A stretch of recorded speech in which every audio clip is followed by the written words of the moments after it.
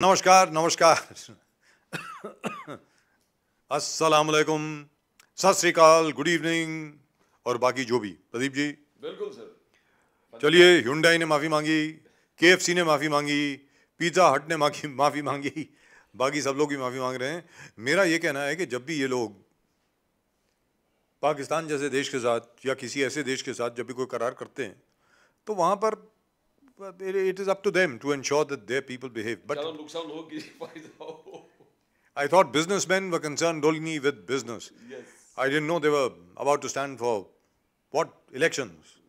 कि क्या है मतलब आप क्या समझते हैं? आप अगर कश्मीर के ऊपर अगर आप कोई अजीबो गरीब सा अगर आप ट्वीट दे देंगे तो आपकी ज़्यादा गाड़ियाँ बिक जाएंगी। मतलब 5 लाख का नुकसान, 5 लाख गाड़ियों को नुकसान। 5 लाख गाड़ियाँ 8,000 वहाँ 5,000 बिकता है या 5 लाख बिकता। करेक्ट। लेकिन जहाँ तक हम लोगों का सवाल है, जैसे हमने आपसे वादा किया था कल, ये तो बात रही Hyundai की, ये बात रही कि भाई हिंदुस्तान का जहाँ तक प्रश्न है, हिंदुस्तान ने कभी ऐसा नहीं किया कि किसी भी कंपनी को ये कहा हो कि भाई पाकिस्तान के खिलाफ आप ट्वीट कीजिए तो जा करके हम आपकी गाड़ियाँ खरीदेंगे। We are not like that.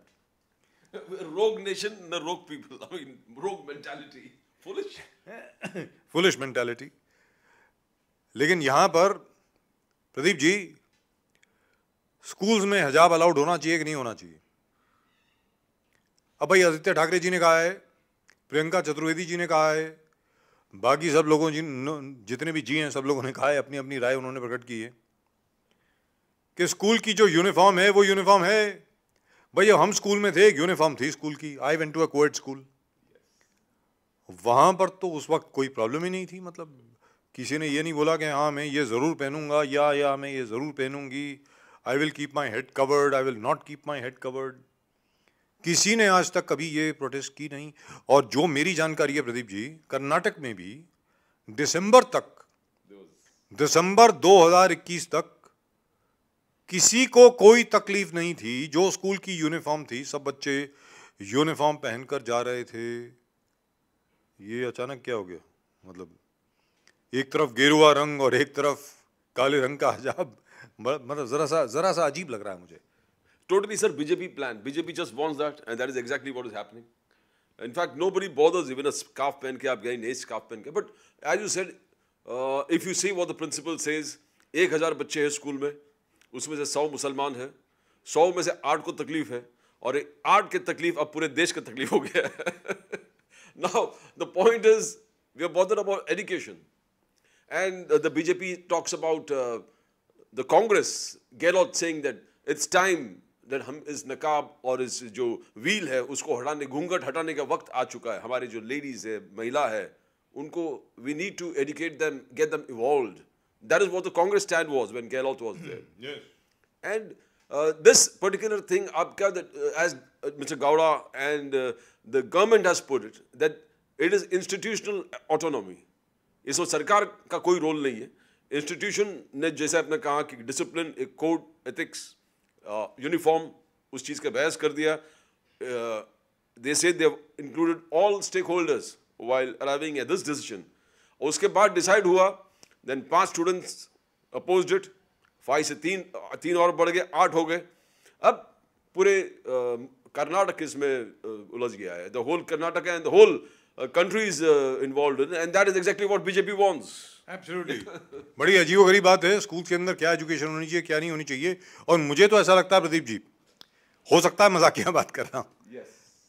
लेकिन मजाक की बात करने के पहले एक बात मैं ज़रूर कहना चाहूँगा कि 60 से 100 गेरुआ वस्त्र धारण किए हुए, गेरुआ अपने झंडे धारण किए हुए एक लड़की के खिलाफ मतलब इस तरीके से आप हैकलिंग कर रहे हैं, बुलिंग कर रहे हैं, लानत है इस पर। शर्म आनी चाहिए आप लोगों को। लड़की है, एक बच्ची है, जा रही है, उसको जाने दीजिए। आपको क्या ज़रूरत पड़ी थी उसके ऊपर आकर के why did you try to bully her और whatever. That's terrible, that is not acceptable. लेकिन यहाँ मजाक की बात मुझे ये लग रही है, और हो सकता मजाक ना हो, क्योंकि आज की तारीख में कुछ भी मुमकिन है। क्योंकि आम आदमी पार्टी पंजाब में इतनी ज़्यादा बढ़त ले चुकी है ओपिनियन पोल में, उनके स्कूल्स के ट्रांसफॉर्मेशन को लेकर के कहीं ऐसा तो नहीं है कि भारतीय जनता पार्टी ने ये पैंतरा फेंका हो कि यहाँ पे भी हिंदू मुस्लिम कर दो, जहाँ तक कि स्कूल एजुकेशन का सवाल है, और अपना जो फेलियर है यूपी में स्कूल्स को लेकर के, हरियाणा को लेकर के, बाकी जगह को लेकर के, उसके बारे में कोई बात ना करे। कहीं ऐसा तो नहीं है? मुझे ऐसा लग रहा है। बिल्कुल sir, what you're saying is perfectly right. Elections, all states elections right now, and this controversial issues all coming together.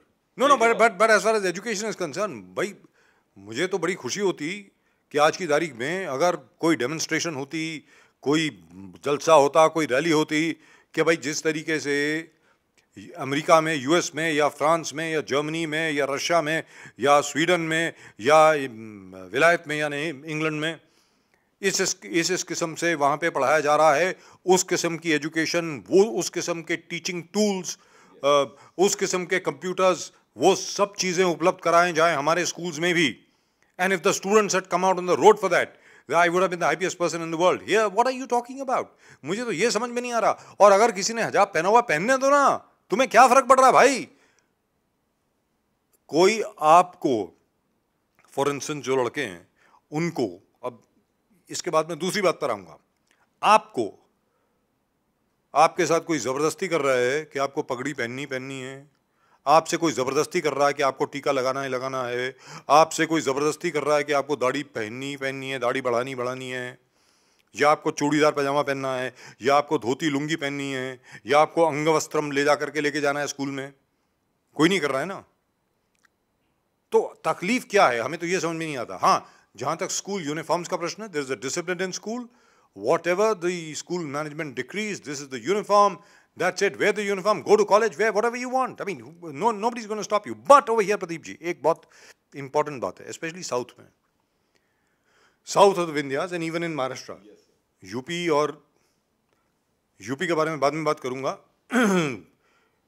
और पंजाब, साउथ और पंजाब में अगर आप 1930s की फोटोग्राफ्स देखें, तस्वीरें देखें अलग अलग कम्युनिटीज की, तो ये बुरके का कल्चर वहां नहीं था। Even Muslim women, by the way, used to wear a sari, of course they never used to wear a tika, but neither do Sikh women. सिखों में भी कोई बिंदी नहीं लगाता, आपकी चॉइस है, अगर लगाना चाहें तो लगाएं। I have not seen too many burqas anywhere. Even the older generation of Bombay, जो अब मुंबई है, बॉम्बे की जो पुरानी जनरेशन है, वो भी ये याद करते हैं कि 1960s में इतने काले बुरके नहीं दिखा करते थे। ये क्या हुआ, लोग गए अरब देश, मिडिल ईस्ट में गए, लोगों को वहाँ नौकरियाँ मिली, पैसे वाले हो गए, और अरबियों का बुरका वो यहाँ पर हिंदुस्तान में वापस लेकर के आ गए। अरे भाई, वहाँ पर बुरका पहनना लाजमी इसलिए है क्योंकि रेगिस्तान है। To protect yourself against the horrible bitter sun, you have to wear a बुरका।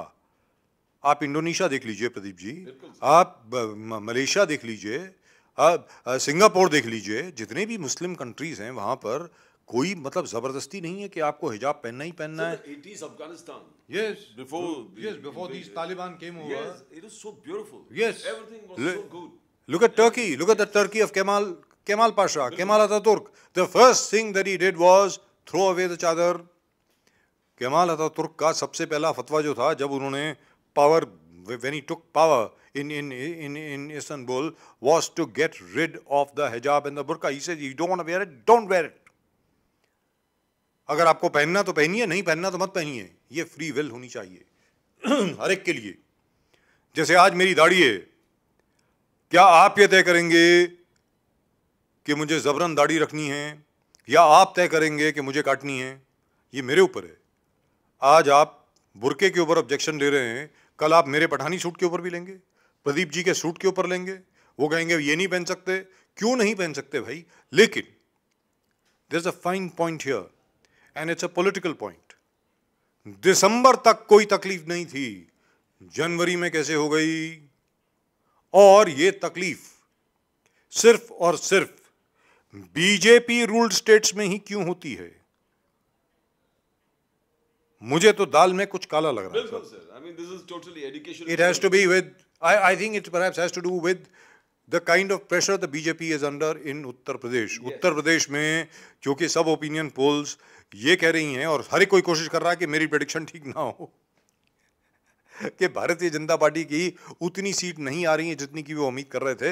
हर एक को बोल रहा है को 240 आ रही हैं, 250 आ रही हैं, 230 आ रही हैं।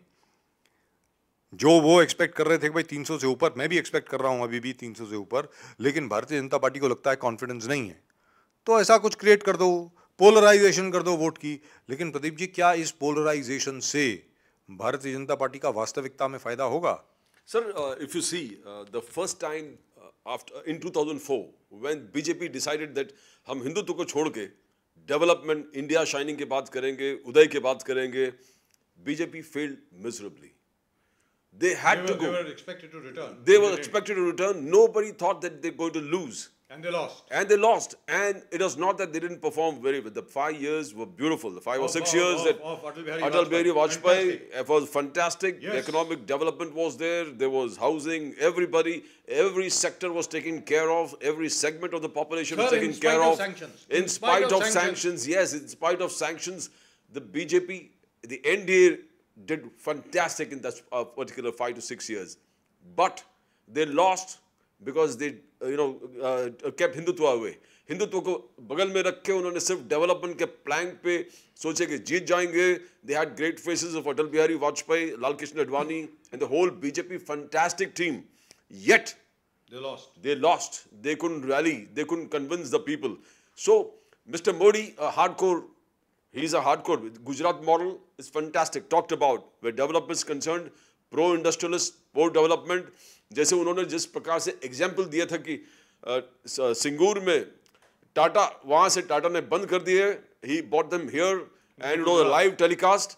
एक ही जगह पर बैठ के along with Tata's with all the administration sitting there, बोले कि आपका फैक्ट्री यहाँ पर होगा, ये लैंड है आपका, एक ही दिन में सब क्लियरेंस करके.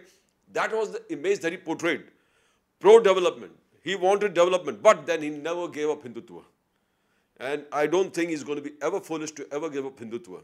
Because ruling, governance is all about winning. Governance is all about winning. If you win, you rule. I mean, there is nothing called number 2 and number 3. You have to be number 1. You have to win. You have to govern. And उसके लिए अगर जीतना है, तो हर चीज को आपको अपनाना पड़ेगा. You can't leave everything to chance. There's no public sympathy. Ruthless. You have to be ruthless, and that is what these two have done. Mr. Modi and Amit Shah has portrayed that cold-blood ruthlessness in whatever they do. तो आपके मुताबिक बिल्कुल इसका effect पड़ेगा? Effect पड़ेगा. I mean, if you see एक के बाद एक chain of evidences, chain of incidences across the country where Hindutva is concerned.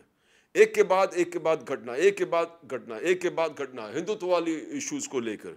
So these things, as you say, it's a very tactical alliance. There's pro-Muslim outfits that propagate that particular cause, especially during the time of elections.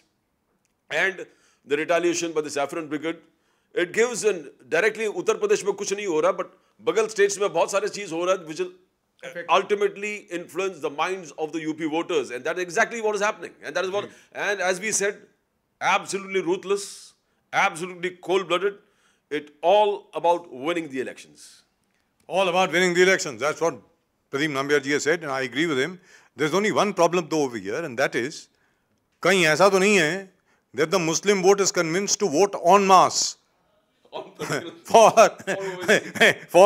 either for Owaisi or for Akhilesh Yadav. One of the two. जैसे 2012 में अखिलेश यादव जी को सारे vote मिल गए थे. Yes. आपको याद होगा, जिसकी वजह से इस इशू में ओवैसी की जी शुरू हो गया कि why are you segregating the Muslim woman population to one side? ये कौन सा अन्याय है, is inequality है. Who's fighting for equality and who's fighting for inequality किसी को नहीं मालूम, but हो रहा है झगड़ा मजबूत. लेकिन एक चीज जरूर है, ये छोटा सा इशू, हिजाब का इशू, स्कूल यूनिफॉर्म का इशू, इस इशू की वजह से हो सकता है कि उत्तर प्रदेश का चुनाव इधर से उधर हो जाए. कोई बड़ी बात नहीं है. अगर अखिलेश यादव जी ने इसको भुना लिया तो हो सकता है शायद अखिलेश यादव जी का सपना पूरा हो जाए. मुझे वैसे होता हुआ दिखता नहीं है, लेकिन जिस प्रकार, जैसा प्रदीप जी ने कहा, ओवैसी साहब चल रहे हैं, असदुद्दीन ओवैसी साहब जिस तरीके से चल रहे हैं, भारतीय जनता पार्टी की जीत जो है उत्तर प्रदेश में बिल्कुल सुनिश्चित है. और उसमें एक फैक्टर, अलग अलग बाकी जितने फैक्टर हैं वो तो हैं ही, एक फैक्टर प्रदीप जी, ये हिजाब के ऊपर जो कंट्रोवर्सी है, ये हिजाब के ऊपर जो लड़ाई चल रही है, ये हिजाब के ऊपर जो विवाद चल रहा है, वो भी होगा। कहने का मतलब ये हुआ, बेंगलोर का हिजाब, लखनऊ में योगी आदित्यनाथ, ये होने वाला है। That's it. That's all we've got for you in tonight's show. याद रखें, प्रदीप जी और मेरा मकसद आपको ये कहने का और बताने का सिर्फ यही है, याद रखें, हमेशा जो दिखता है वो सच नहीं होता है, उसके पीछे कुछ और ही कहानी होती है। याद रख लीजिए। कल मिलेंगे आपसे यहीं पर नेशन नाउ पर। तब तक के लिए नमस्कार।